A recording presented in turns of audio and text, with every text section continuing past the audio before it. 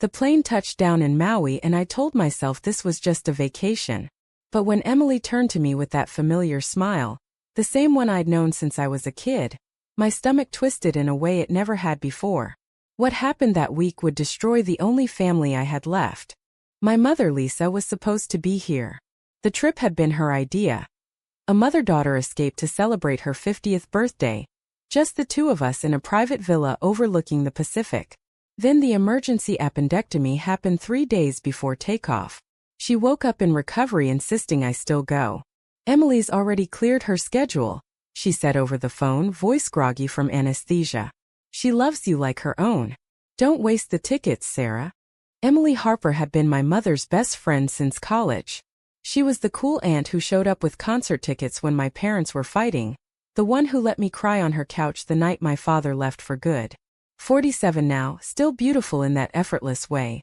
Blonde hair always swept back, laugh lines that made her look wiser instead of older. Widowed 5 years earlier, she threw herself into real estate and travel. Straight as they come, or so everyone believed, including me.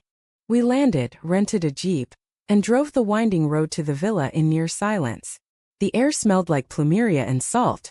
When we stepped inside the open-air living room, the breeze lifted the white curtains and I felt something shift in my chest I couldn't name.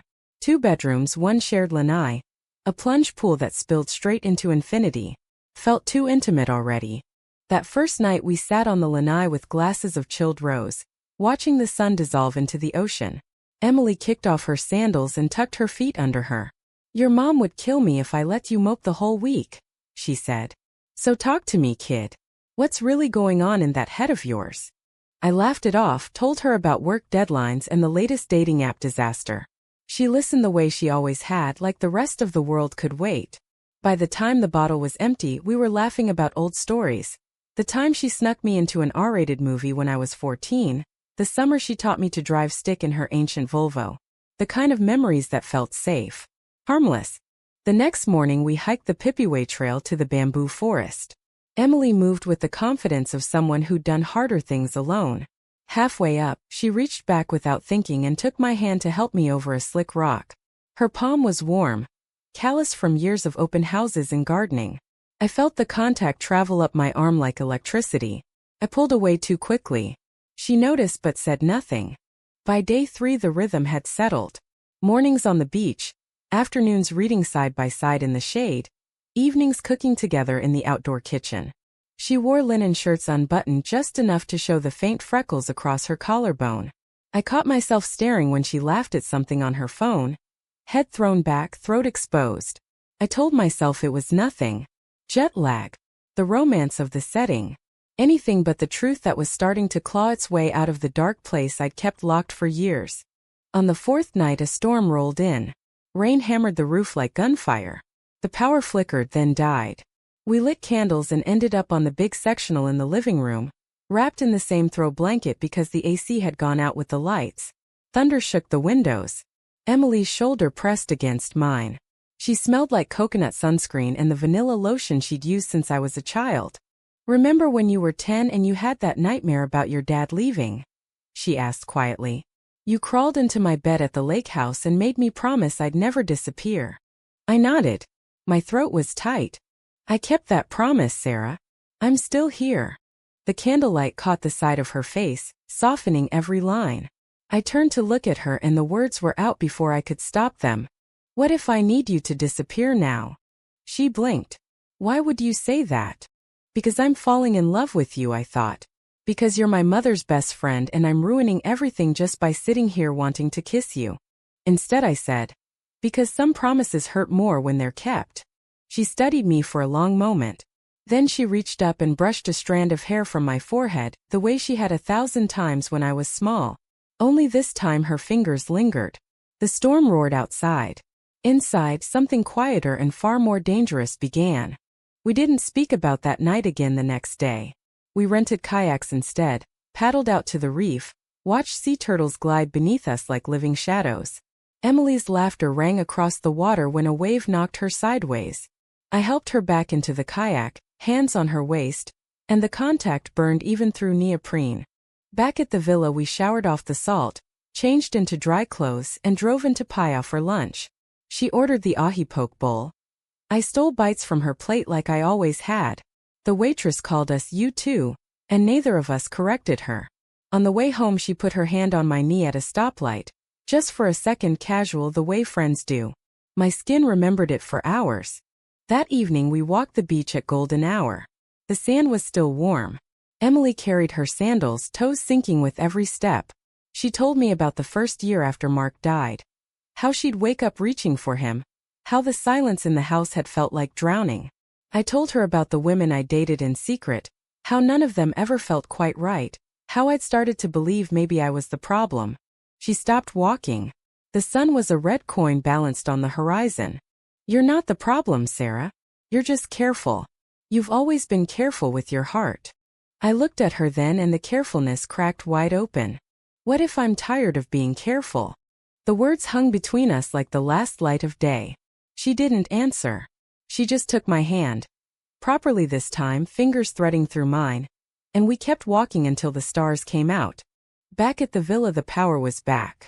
We opened another bottle of wine. Conversation moved to safer topics. Her latest listing in Lincoln Park, my boss's latest meltdown. But underneath every sentence was the current we both felt and neither named. At 2 a.m. I couldn't sleep. I padded barefoot to the kitchen for water and found her already there. Leaning against the counter in an oversized t-shirt, staring at nothing. She looked up when I entered. Can't sleep either? I asked. She shook her head. Too many thoughts. I stepped closer. Closer than I should have. The space between us shrank to inches. I could see the faint pulse at the base of her throat. Tell me one, I whispered. She swallowed. I keep thinking about what you said on the beach. My heart slammed against my ribs. And I'm terrified that if I say what I'm thinking, I'll lose the only family I have left. The kitchen light was harsh but her eyes were soft. I reached up slowly, giving her every chance to stop me, and cupped her face. Her skin was warm. She didn't pull away. Emily, I said, and it sounded like a prayer and a confession at the same time. She closed her eyes. When she opened them again, something had shifted forever. I know, she breathed. Then she kissed me. It wasn't desperate or hungry. It was the softest collision. Lips brushing, testing, then pressing with a tenderness that broke me open. Her hands came up to my waist, steadying both of us. I tasted salt and rose in years of unspoken longing. When we parted, her forehead rested against mine. Oh God, she whispered. What have we done? I didn't have an answer. I only knew that in that moment nothing had ever felt more right or more doomed. The next 3 days passed in a fever dream of stolen touches and whispered confessions after dark. We never crossed the line into anything physical beyond kissing. Long, aching kisses on the lanai after the staff left. Slow dances in the living room to songs from our shared past. Her head on my chest while we watched the stars from the plunge pool. Every touch felt like both salvation and betrayal. She told me she'd never been with a woman. That the thought had never seriously crossed her mind until the storm night when she realized the person she wanted to reach for in the dark was me. I told her I'd known since I was 16, that I'd dated men in college to prove I wasn't, that every girlfriend since had been a pale imitation of the safe, impossible love I'd carried for her since I understood what love could be. We made rules we both knew we'd break. No one could ever know. We'd go back to Chicago and pretend this week had been nothing but platonic healing. She'd still be Aunt Emily at Thanksgiving. I'd still be the daughter Lisa bragged about to her book club. On our last full day we drove the road to Hannah. Waterfalls thundered beside the highway. At one secluded black sand beach we were completely alone. She pulled me into the water fully clothed.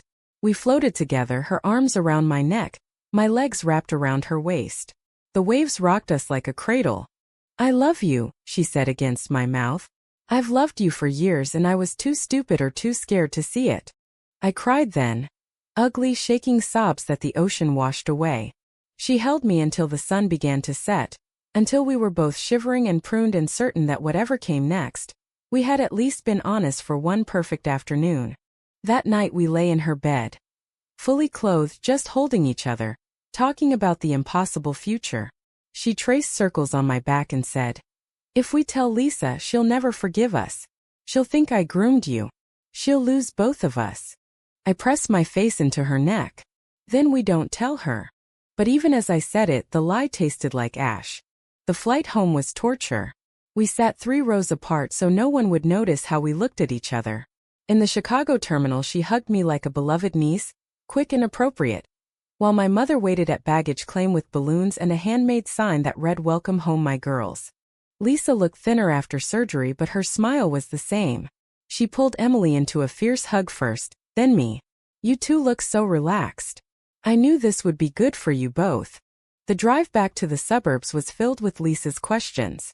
Emily answered smoothly, the practiced real estate voice she used when closing million-dollar deals. I stared out the window and tried not to remember how her mouth had felt on mine 6 hours earlier. The first week back we texted in code. Heart emojis hidden inside work updates. A photo of her coffee mug with the caption "Missing the view." That only I understood. I drove past her house twice just to feel closer. On the 8th night she called. "We can't do this," she said, voice cracking. "I saw Lisa today. She thanked me for taking such good care of her baby." Her baby, Sarah. I felt sick. I sat on my apartment floor and cried so hard I couldn't speak. "I love you," she whispered. "But I can't be the person who breaks your mother's heart. I won't survive that guilt." The line went dead. 2 days later my mother called me in tears. Emily had come over that afternoon and told her everything, sanitized of course, that feelings had developed on the trip, that she crossed a line, that she was stepping away from our family to give us space to heal. She didn't mention the kisses, the "I love yous," the way we'd held each other like drowning people. But the damage was done. Lisa showed up at my door that night with red-rimmed eyes and a voice like broken glass. "Is it true?" I could have lied. I almost did. But the truth had been burning holes in me for weeks. "Yes." She slapped me. The sound cracked through my living room like a gunshot. Then she left without another word. 3 months have passed. My mother still won't speak to me. Emily moved her office to the North Shore. We haven't seen each other since the night she confessed. I drive past her old house sometimes just to torture myself. The for sale sign went up last week. I go to therapy twice a week now. My therapist keeps asking if I regret it. I tell her the truth. I regret the pain we caused. I don't regret loving her.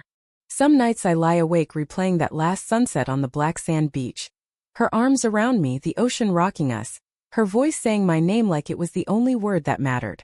I wonder if she's doing the same in whatever new life she's trying to build without us.